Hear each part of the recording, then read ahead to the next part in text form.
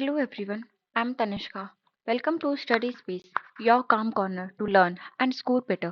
आज हम political theory की लास्ट यूनिट जो कि है यूनिट थर्ड उसको कंप्लीट करेंगे।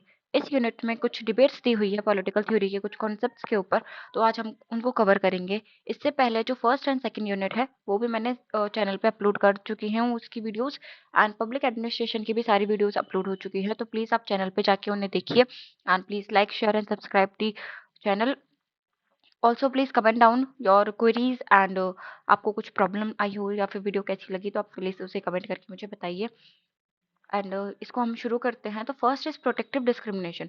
इसका अगर हम ऑब्जेक्टिव देखें तो इसका गोल ये है कि हिस्टोरिकली जो हमारे पास इनजस्टिस हुआ है, जो एंशियंट टाइम से चलता आ रहा है, पहले के टाइम से, और कुछ सोशल इनइक्वलिटीज रही हैं उनको ठीक करना, उनको एंट्रेंच करना थ्रू अफर्मेटिव एक्शंस। जैसे कि हमने रिजर्वेशन की पॉलिसीज लेकर आए थे मार्जिनलाइज्ड कम्युनिटीज के लिए, ST SC OBC EWS women के लिए, ताकि ये सिर्फ इक्वलिटी इन लॉ नहीं रह जाए कि मतलब सिर्फ रिटर्न इक्वलिटी नहीं रह जाए, हम उसको ग्राउंड पे इम्प्लीमेंट भी करवा पाए, हम उसका जी पाए उसे इक्वलिटी को, ताकि हमारी जो मीनिंगफुल पार्टिसिपेशन हो पाए, रिप्रेजेंटेशन हो पाए सोसाइटी के अंदर। तो ये इसका गोल है प्रोटेक्टिव डिस्क्रिमिनेशन का, कि आप डिस्क्रिमिनेट तो कर रहे हो लेकिन वो प्रोटेक्शन के ऊपर है, कि जो रिजर्वेशन पॉलिसीज हमने दिया है तो वो डिस्क्रिमिनेशन तो है, देखो अगर उसको एक सेंस में देखा जाए, लेकिन वो प्रोटेक्टिव डिस्क्रिमिनेशन है।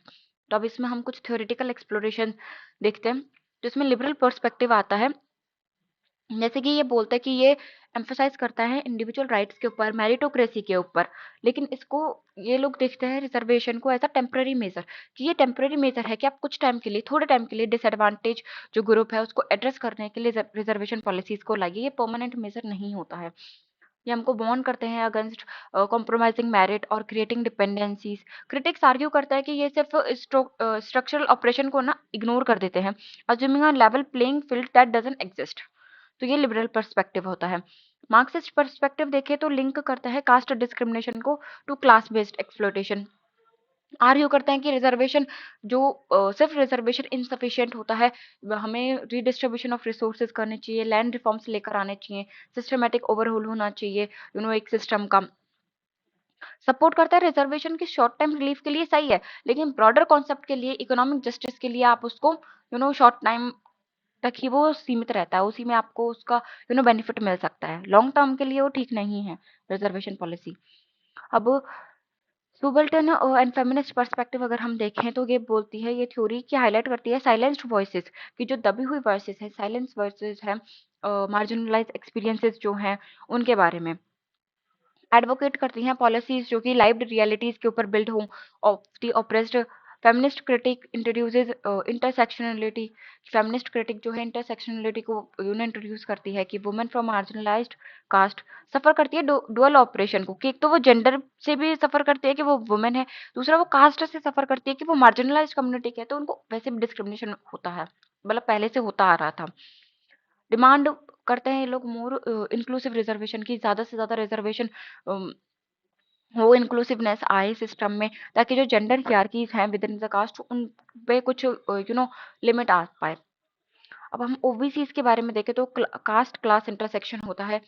ओबीसी आपको पता है अदर बैकवर्ड क्लासेस होती है, तो ओबीसी फेस करता है सोशल डिस्क्रिमिनेशन, जैसे कि upper class upper caste exclusion, upper caste के लोगों को एक्सक्लूड करते हैं, इकोनॉमिक डेप्रिवेशन होता है।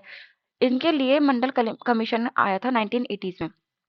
तो 1980 में मंडल कमीशन आया था, ओबीसी के लिए ही आया था, mainly identified backwardness based on social economic and educational indicators. ये जो सोशली इकोनॉमिक सामाजिक और आर्थिक एजुकेशनल इंडिकेटर्स के ऊपर जो बैकवर्डनेस आइडेंटिफाई की गई थी, तो उसके लिए मंडल मंडल कमीशन लेकर आया गया था ओबीसी के बेटरमेंट के लिए, उनको एनहांस करने के लिए। क्रीमी लेयर कॉन्सेप्ट था ये introduce to exclude economically advantage OBC. इसमें डिलेमा ये आया, how to differentiate class privilege within caste identity while still protecting vulnerable groups. कि इसमें बहुत सारा प्रॉब्लम थी कि हम लोग डिफरेंशिएट कैसे करें कि क्लास प्रिविलेज जो है उसके अंदर कास्ट आइडेंटिटीज को ढूंढना, उनको डिफरेंशिएट करना, और हमको ये सब कुछ उस वे में करना था कि वर्नरेबल जो ग्रुप्स हैं वो भी प्रोटेक्टेड रहे, उनको कुछ हार्म ना हो। तो ये था कोर्ट का स्टैंड। अगर हम देखें ओबीसी रिजर्वेशन के ऊपर, तो पहला इसमें आता है Indra Svane versus union of India का केस आया था 1992 का। अपहेल्ड कर रहा था कि 27% रिजर्वेशन होगा ओबीसी के लिए। Struck down total reservation beyond 50% ceiling subject to exceptions. कुछ एक्सेप्शन में आपके पास ये सीलिंग हो सकती है। इंट्रोड्यूस की थी creamy layer exclusion principle. affirmed that reservation should not be solely caste based but linked to social and educational backwardness। ये सिर्फ कास्ट बेस्ड रिजर्वेशन नहीं होना चाहिए, कुछ सामाजिक एस्पेक्ट्स के ऊपर, कुछ एजुकेशनल बैकवर्डनेस के ऊपर आपको उसको लिंक करना चाहिए रिजर्वेशन को। तो ये कोर्ट का ऑब्जर्वेशन था। वुमेन कास्ट और रिजर्वेशन अगर हम देखें तो रिजर्वेशन पॉलिसी जो है जेंडर न्यूट्रल है, neglecting unique challenge of Dalit and OBC women. Feminist thinker सोचते हैं कि demand horizontal reservation across cast and gender, कि हॉरिजॉन्टल रिजर्वेशन होना चाहिए कास्ट और जेंडर में। इंश्योर करते हैं कि बेनिफिट जो है इंटरसेक्शनली डिसएडवांटेज ग्रुप तक पहुंचे, उन तक इम्प्लीमेंट हो पाए, ग्राउंड रियलिटी पे आए। Representation gap persist due to patriarchal norms and lack of enabling environment, कि हमारी जो पेट्रियार्कल सोसाइटी चली हुई है तो उसकी वजह से गैप जो है ऑलरेडी बिल्ड है और अभी भी वो चलते आ रहे हैं। और हमारा कुछ इनेबलिंग एनवायरनमेंट में भी प्रॉब्लम होती है, उस टाइप का सिस्टम बिल्ड नहीं है कि वो पूरी तरीके से स्टेब्लिश हो पाए, इम्प्लीमेंट हो पाए। तो इसमें रॉल्स की प्रिंसिपल ऑफ फेयरनेस आता है, जो कि हमने जस्ट इसमें कवर कर लिया है। आप वो वीडियो देखेंगे तो आप इसको यहाँ से लिंक कर सकते हैं। कि आपका प्रोटेक्टिव डिस्क्रिमिनेशन के ऊपर मैंने आपको बताया, ये शॉर्ट नोट में आपके पूछा जाता है प्रोटेक्टिव डिस्क्रिमिनेशन, तो आप इस पे इतना लिख सकते हैं। कुछ पॉइंट्स आप रोल्स की थ्योरी के डाल सकते हैं, फेयरनेस वाले पे आप जस्ट जहाँ से पढ़ेंगे आप वहाँ पे इसको लिख सकते हैं। मैंने वीडियो डाली हुई है। सेकंड डिबेट आती है private versus public debate. Feminist perspective से हम इसको पढ़ेंगे कि ट्रेडिशनली पॉलिटिकल थ्योरी जो है सेपरेटेड है पब्लिक वर्सेस प्राइवेट स्पेयर्स में, politics, economic and family versus family home. तो पॉलिटिक्स और इकोनॉमिक तो पब्लिक हो गई, लेकिन फैमिली होम क्या है, प्राइवेट चीजें हैं। फेमिनिस्ट आर्ग्यू करते हैं कि this divide hide systemic gender operation in domestic roles like care giving, house work, sexual autonomy. तो फेमिनिस्ट आर्ग्यू करते हैं कि ये जो सिस्टम है हमारा, ये जो है हाइड कर देता है, इसको छुपा देता है जेंडर जो ऑपरेशन होता है।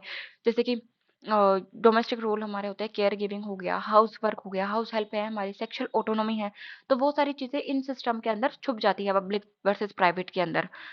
कैरोल पैटमैन जो बोलते हैं वो बोलते हैं कि हाईलाइट करते हैं कुछ सोशल कॉन्ट्रैक्ट को exclude, how the social contract exclude women participation the private sphere was build on men dominance. कि ये बोलते हैं कि कैसे हमारा जो सोशल कॉन्ट्रैक्ट है, जो हमारा सोशली हमने एक सोसाइटी के अंदर कॉन्ट्रैक्ट बनाया हुआ है, वो वुमेन के पार्टिसिपेशन को कैसे एक्सक्लूड कर देता है सोसाइटी के अंदर से। और जो प्राइवेट स्पेयर जो हमारा बना हुआ है वो पूरा मेल डोमिनेंस के ऊपर बना हुआ है। पेट्रियार्कल सोसाइटी चली आ रही है तो वो मेल डोमिनेंस की वजह से ही बना हुआ है प्राइवेट स्पेयर। ये आर्गुमेंट इसमें देखें तो इश्यूज जैसे कि डोमेस्टिक वायलेंस का हो गया, अनपेड लेबर हो गया, reproductive control are political and not just personal. तो ये उसके कुछ की आर्ग्यूमेंट्स होते हैं। फेमिनिस्ट स्लोगन जैसे कि personal is political emerged from this critique and especially in a second wave feminism, की जो सेकेंड वेव फेमिनिज्म आई तब ये स्लोगन आया पर्सनल इज पॉलिटिकल। अब इसमें कुछ स्कूल्स ऑफ फेमिनिज्म हम देखते हैं, जैसे कि लिबरल फेमिनिज्म अगर हम देखें तो बिलीव करता है इक्वलिटी थ्रू लीगल रिफॉर्म्स, कि लीगल रिफॉर्म्स होने चाहिए, वोटिंग राइट्स होने चाहिए, सबको सेम वोटिंग राइट्स होने चाहिए कि सब लोग अपना वोट दे सकें। एजुकेशन सबकी सेम होनी चाहिए, पढ़ाई लिखाई करने का सबको अधिकार होना चाहिए। प्रॉपर्टी पे सबके राइट होने चाहिए। वर्क प्लेस इंक्लूजन होना चाहिए, कि अगर मैं कहीं पे काम कर रही हूँ तो वहाँ पे इंक्लूजन हो मेरा भी, वुमेन के लिए भी सीट हो। तो वो चीज़ होती है। एडवोकेट करता है gradual change with in existing structures, कि आपके पास जो स्ट्रक्चर है उसके अंदर कुछ चेंज होते रहने चाहिए, ग्रेजुअल चेंजेस होने चाहिए। अब इसमें थिंकर में कुछ मैरी वॉलस्टोन क्राफ्ट आते हैं एंड बेटी फ्रिडमैन आते हैं। रेडिकल फेमिनिज्म अगर हम देखें तो sees patriarchy as a fundamental root of women operation, कि जो पैट्रियार्की सोसाइटी हमारी चली आ रही है, मेल डोमिनेंस जो हो रहा है उसमें वही एक फंडामेंटल रूट है वुमेन के ऑपरेशन का। कि जो महिलाओं के ऊपर अत्याचार हुए हैं या फिर उनको जो दबाया गया है उनकी आवाज को, वो यही बोलते हैं कि पैट्रियार्कल जो हमारा मेल डोमिनेंस चलाया है उसी की वजह से है, एंशियंट टाइम की वजह से। ये एडवोकेट करते हैं बॉडीली ऑटोनॉमी के ऊपर, कि आपके पास ऑटोनॉमी होनी चाहिए, रिप्रोडक्टिव फ्रीडम होनी चाहिए हमारे पास, रेजिस्टेंस टू मेल डोमिनेंस, की मेल डोमिनेंस कम होना चाहिए, उसको रेजिस्ट करना चाहिए। फोकस करते हैं सेक्सुअल पॉलिटिक्स के ऊपर, challenging norms around gender and motherhood, की जेंडर और मदरहुड के ऊपर चैलेंजिंग नॉर्म्स करते हैं ये लोग। थिंकर्स इसमें आते हैं सैलोमिथ फायरस्टोन एंड एंड्रॉयड ड्रॉवर्किन, इसमें कुछ थिंकर्स हैं। मार्क्सिस्ट और सोशलिस्ट फेमिनिज्म अगर हम देखें तो ये लिंक करते हैं gender operation to capitalist exploitation की। जो कैपिटलिस्ट एक्सप्लॉयटेशन है उसको जेंडर ऑपरेशन से लिंक करते हैं। वुमेन्स की अनपेड डोमेस्टिक लेबर जो है सस्टेन कैपिटलिस्ट प्रोडक्शन, कि हमारे जो वुमेन की अनपेड डोमेस्टिक लेबर होती है, कि हम जो घर में काम होता है उन सब चीज़ों को तो वो सस्टेन करती है कैपिटलिस्ट प्रोडक्शन के ऊपर। Pushes for economic restructuring and state support for care giving, कि केयर गिविंग जो एक्टिविटीज होती है, जो हमारी मदर करती हैं हमारे लिए, जो घर पे हमारे काम करती हैं, तो उसके लिए भी कुछ स्टेट का सपोर्ट होना चाहिए। केयर गिविंग एक्टिविटीज को एक कॉन्सेप्ट आना चाहिए इकोनॉमी में, इकोनॉमिक स्ट्रक्चर को पुश करना चाहिए, हम उसको रीस्ट्रक्चर करना चाहिए। इसमें थिंकर्स जैसे कि Clara Zetkin and Angela Davis बोलते हैं इस बारे में। इको फेमिनिज्म की अगर हम देखें तो कनेक्ट करता है exploitation of women and nature through patriarchal and capitalist system, कि जो वुमेन का एक्सप्लोइटेशन हुआ है, वुमेन और नेचर का एक्सप्लोइटेशन हुआ है, वो पैट्रियार्कल और कैपिटलिस्ट सिस्टम के थ्रू हुआ है।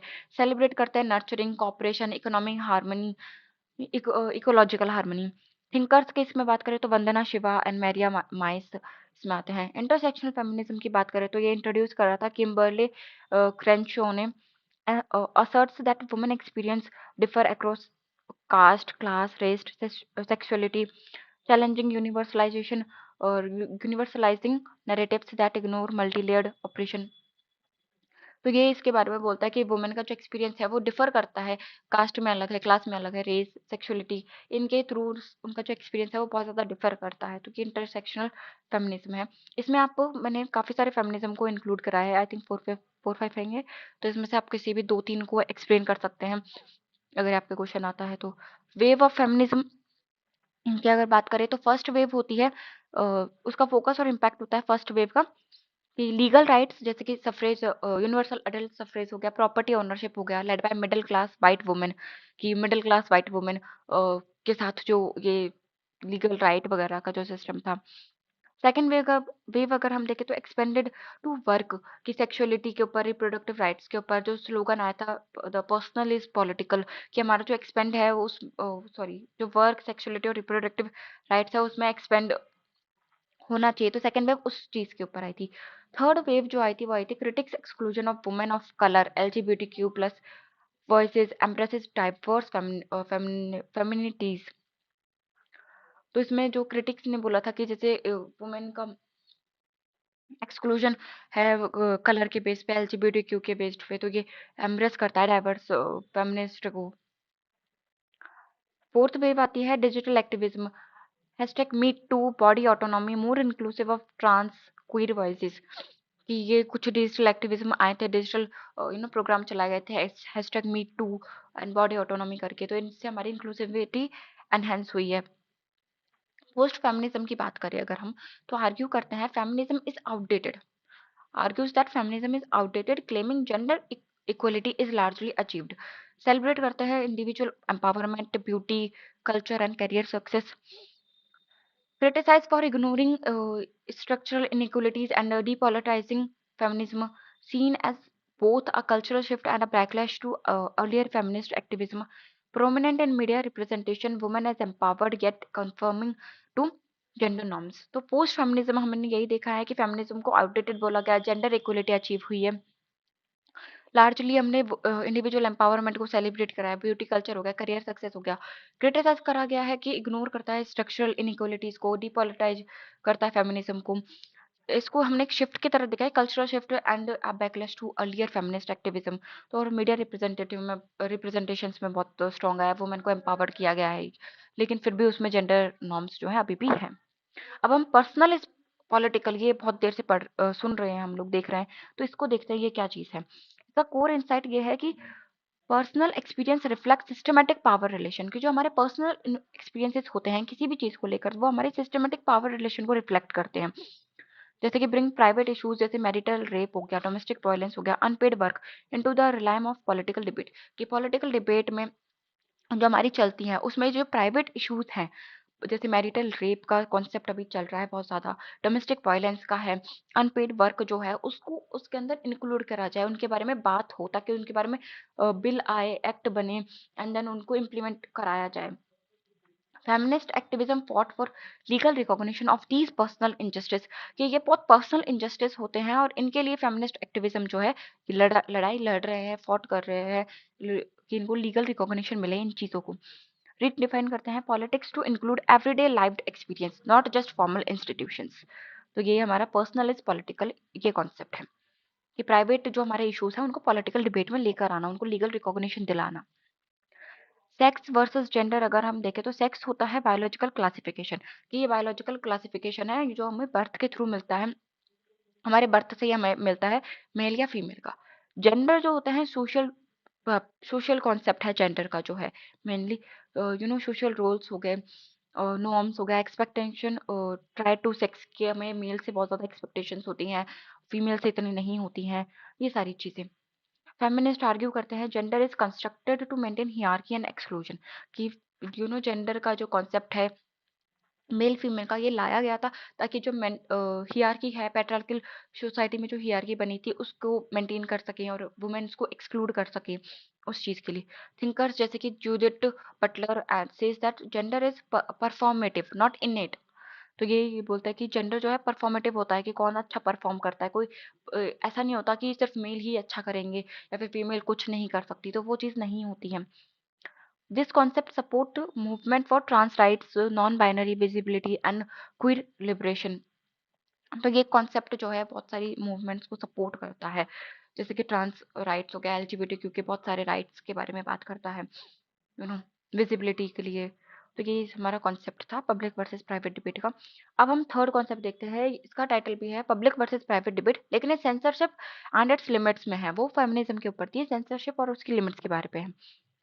Feminist uncritical political theory challenge करता है डिवाइड बिटवीन पब्लिक पब्लिक जैसे कि state media law and private जो होती है family personal life spaces, are arguing that censorship and surveillance extend to both, की जो सेंसरशिप होती है, जो आप किसी भी चीज़ पे सेंसरशिप लगाते हैं या फिर सर्विलेंस करते हैं, वो दोनों पर होनी चाहिए। अगर स्टेट मीडिया लॉ पर हो रही है तो फैमिली पर्सनल लाइफ इनमें भी कुछ चैलेंज है, डिवाइड है, इनके बारे में बात करते हैं। ये डिबेट जो है एक्सप्लोर करता है कि फ्रीडम, डिग्निटी, इंडिविजुअल एक ऑटोनॉमी जो है कैसे शेप करती है और थ्रेटन होती है बाय कंट्रोल मैकेनिज्म्स, कि कैसे उसको कंट्रोल कर सकते हैं, थ्रेट कर सकते हैं हम लोग, शेप कर सकते हैं सोसाइटी के अंदर। तो हम उसके बारे में पढ़ेंगे। टाइप्स और एलिमेंट्स देखते हैं सेंसरशिप के। तो सेंसरशिप होता है द एक्ट ऑफ सप्रेसिंग और रेगुलेटिंग स्पीच, मीडिया, लिटरेचर और other form of expression deemed unacceptable और सेंसिटिव बाय अथॉरिटी। तो सेंसरशिप में मेनली ये होता है कि आप किसी भी चीज़ को, कुछ स्पीच है या फिर मीडिया का कुछ है, लिटरेचर है, उसको दबाना और उसको रेगुलेट करना, कि जो अथॉरिटी है उनको वो बहुत सेंसिटिव लगता है, अनएक्सेप्टेबल एक्सप्रेशन लगता है एक, तो उस चीज़ को हम सेंसर कर देते हैं। टाइप्स ऑफ हम नहीं करते, मतलब अथॉरिटीज करती हैं। टाइप्स ऑफ सेंसरशिप अगर हम देखें तो इसमें काफ़ी सारे टाइप्स हैं। पॉलिटिकल सेंसरशिप की बात करें तो सप्रेशन ऑफ डिसेंटिंग वॉइसेस और ideologies critical of the government, कि गवर्नमेंट के अगेंस्ट कुछ हो रहा है या फिर आइडियोलॉजीज डिसेंटिंग वॉइसेस होती हैं तो उन चीज़ों का सप्रेस कर दिया जाता है। रिलीजियस देखें तो restrictions based on faith, morality and spiritual beliefs, तो रिलीजन के ऊपर भी सेंसरशिप इम्पोज की जाती है। मोरल और कल्चरल की देखें तो content deemed offensive to societal norms, जैसे कि सेक्सुअलिटी और वायलेंस हो गया, तो मोरल में ये आता है। मीडिया और जर्नलिस्टिक देखें तो regulation of news reporting to maintain public order और नेशनल सिक्योरिटी। इंटरनेट डिजिटल देखें तो control over online content, social media blogs, algorithmic filtering. तो इसमें ये कुछ टाइप हैं सेंसरशिप के। अब हम एलिमेंट्स देखते हैं। एलिमेंट्स में ऑथोरिटी आता है, ऑथोरिटी इंस्टीट्यूशन और एक्टर एनफोर्सिंग रेस्ट्रिक्शंस, जैसे कि गवर्नमेंट हो गया, कोर्ट्स हो गया, तो ये जो इंस्टीट्यूशंस है ये एनफोर्स कर सकता है रेस्ट्रिक्शंस को, ये सेंसरशिप लगा सकता है गवर्नमेंट, कोर्ट्स। कंटेंट रेगुलेशन की बात करें तो standard use to define what is permissible, कि ये कंटेंट रेगुलेशन वो होता है कि स्टैंडर्ड्स होते हैं कुछ, कि इन चीज़ों को परमिशन मिल सकती है, फिर इन चीज़ों पे सेंसरशिप लगानी चाहिए, तो वो कंटेंट रेगुलेशन होता है। मैकेनिज्म अगर हम देखें तो लीगल एक्ट्स हो गया, बैन कर दिया जाता है, कंटेंट वार्निंग्स दी जाती है, लाइसेंसिंग के ऊपर बात आती है, सर्विलियंस किया जाता है।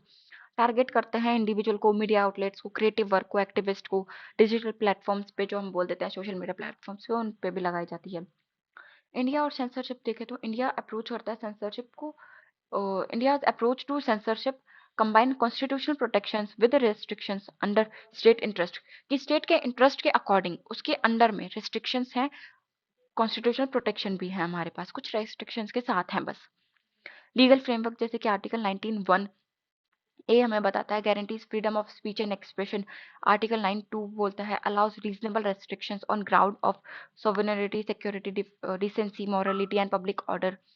Examples of censorship in India, cinema and TV आता है सीबीएफसी, जो कि है central board of film certification, control करता है फिल्म कंटेंट को, कि कुछ फिल्म के कंटेंट के ऊपर आपने देखा होगा कि सेंसरशिप लगा दी जाती है, उन्हें बैन कर दिया जाता है फिल्म को, तो वो इसके थ्रू होता है, सीबीएफसी के थ्रू, जो कि है central board of film certification. Press की अगर हम बात करें तो press council of India promote करता है रेस्पॉन्सिबल जर्नलिज्म को बट लैक प्यूनिटिव पावर।